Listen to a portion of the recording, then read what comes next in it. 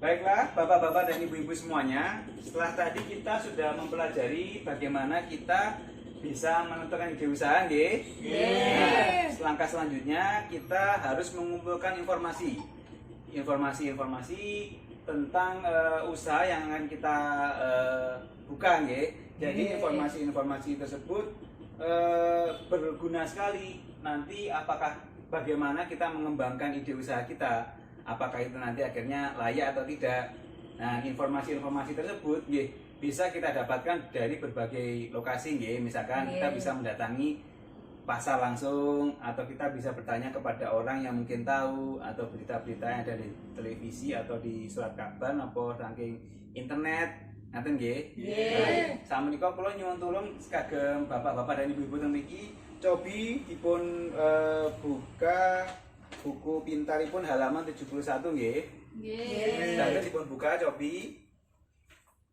Nah, kula badhe nyuwun tulung bapak-bapak dan ibu-ibu semuanya membaca nggih, dibacakan satu persatu. Niki ada 4 nggih, ada 4 informasi. Kula nyuwun tulung pertama dari Ibu Yuli, cobi yang nomor 1 dibacakan. Dalam rangka merencanakan kembali usahanya, Ibu Lili pergi ke pasar tempat ia akan berjualan ikan nanti. Ibu Lili mengamati bahwa di pasar sudah banyak sekali orang yang menjual ikan segar. Sebagian besar pembelinya adalah ibu-ibu. Umumnya mereka membeli jenis ikan yang kecil. Terus Ibu lanjut kali Bu Mia cobi nomor 2. Kemudian Ibu Lili bertanya kepada beberapa pembeli ikan. Dari situ ia mengetahui bahwa mereka lebih suka ikan kecil karena mudah dimasak untuk keluarga dan harganya juga cukup murah. Namun demikian sebagian besar dari mereka mengatakan bahwa mereka lebih suka membeli ikan matang agar tidak repot memasaknya. Sayangnya belum banyak orang yang menjual ikan matang. Nah, saat ini gantos bapak-bapak cobi Pak Andi. Ibu Lili juga mempelajari bahwa harga ikan yang banyak dibeli ibu-ibu tidak lebih dari 20.300 per kilo. Untuk menarik pelanggan, sebagian penjual ikan menjual mereka setengah dari harga normal. Jika ikan-ikan tersebut belum laku pada jam 3 sore, sesampainya di rumah, Ibu Lili mendengar radio memberitakan bahwa ratusan ikan dalam tambak di dekat desanya sedang diserang jamur.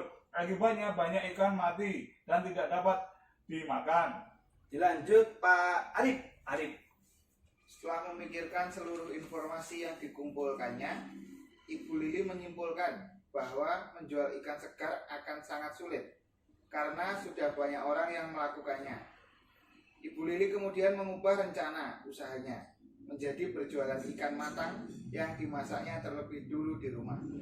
Kebetulan ia sering membantu tetangganya memasak ikan untuk acara-acara pernikahan. Ia akan kembali membeli ikan dari pedagang di sore hari agar dapat harga yang murah.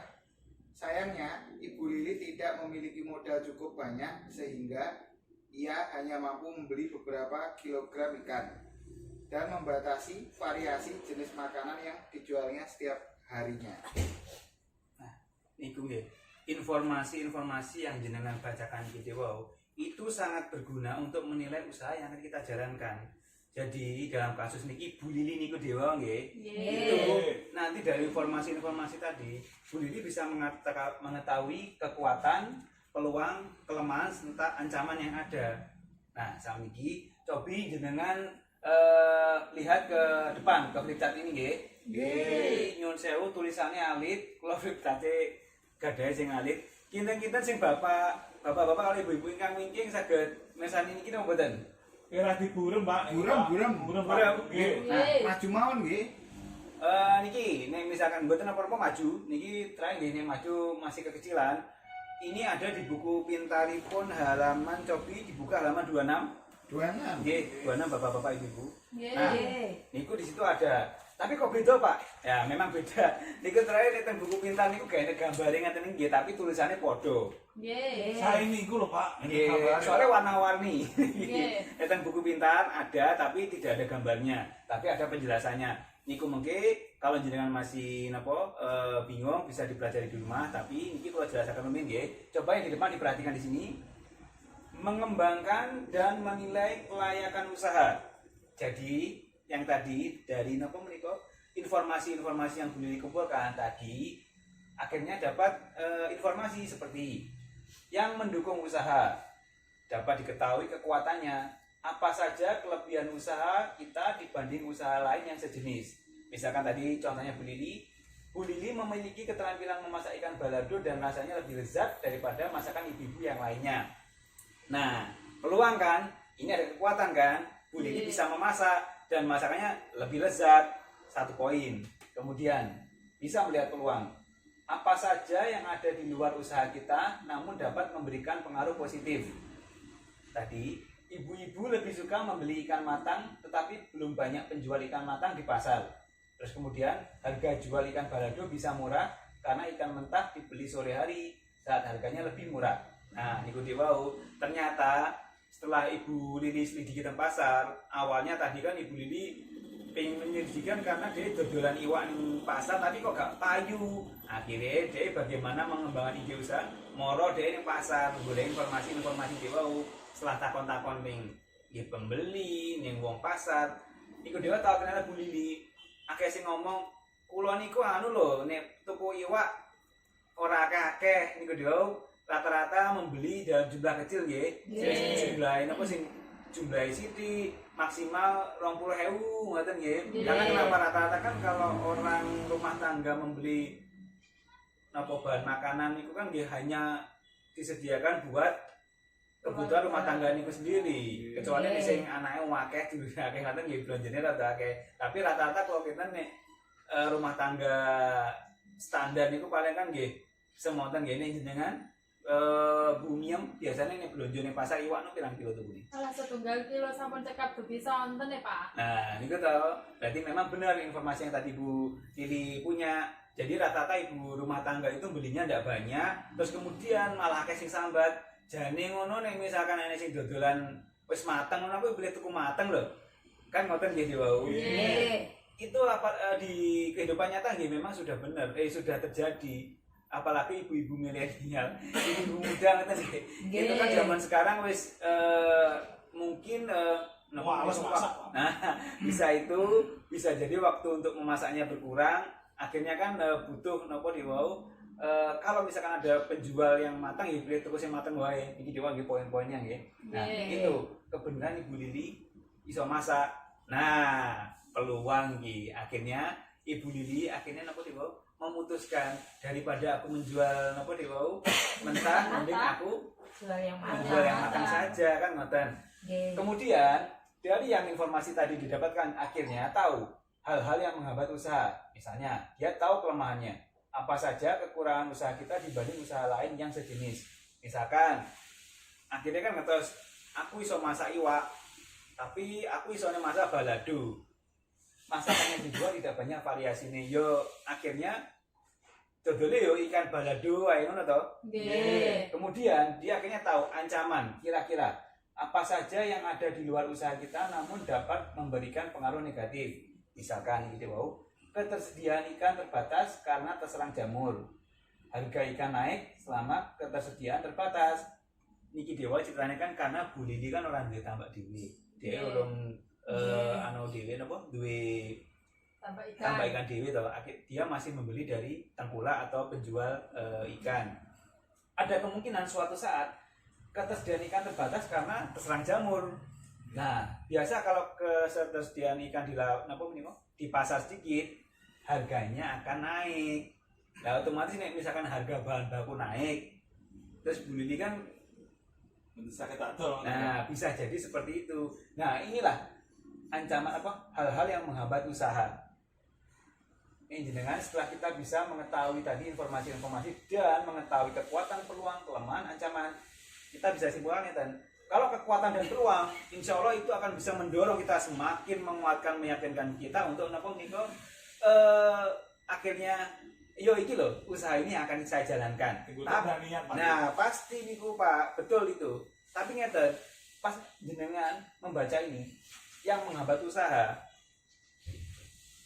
niku piye perasaan ini gitu. Oh tibake nek kelemahan ancaman ngoten biasane jenengan loh ngoten niku terus pripun? Gitu lo pikir-pikir min apik mau maju mau mundur. Nah, maju mundur ngoten nggih. Jenengan biasane nggih ngoten nggih. Nggih.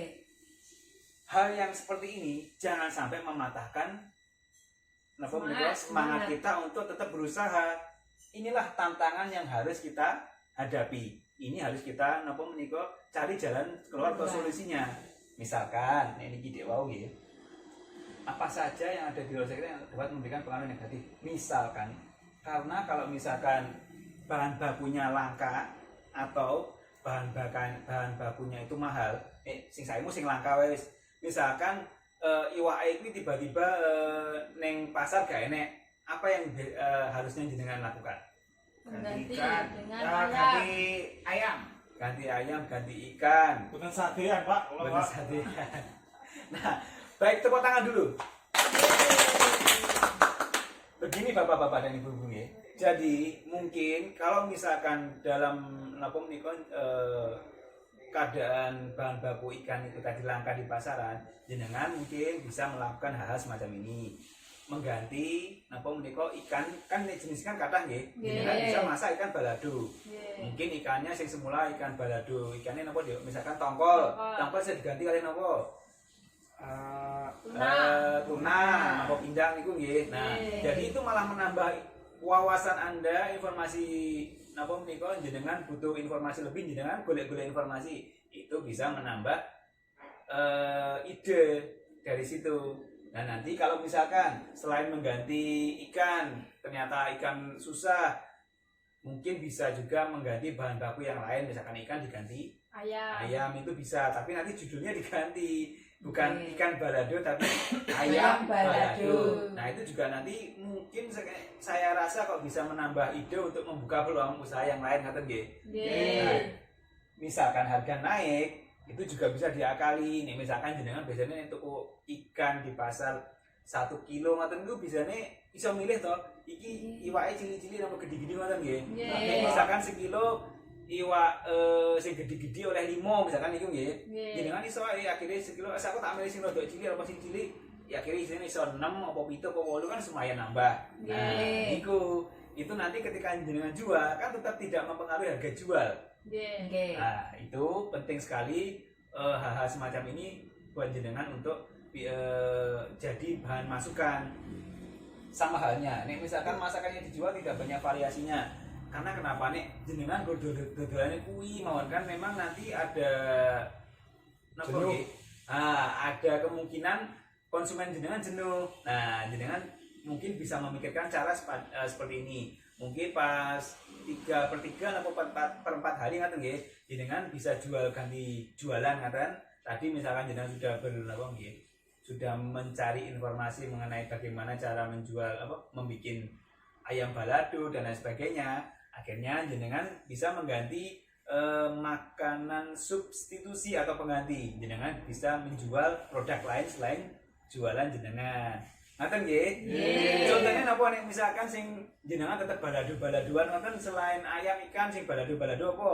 Telur. Tepat nggih, niku jadi bahan masukan atau bahan ide. Jadi hal-hal yang sekiranya menghambat usaha jangan dijadikan sebagai penghalang, tapi itu ada tantangan bagaimana kita harus tahu mengatasinya. Ngaten nggih?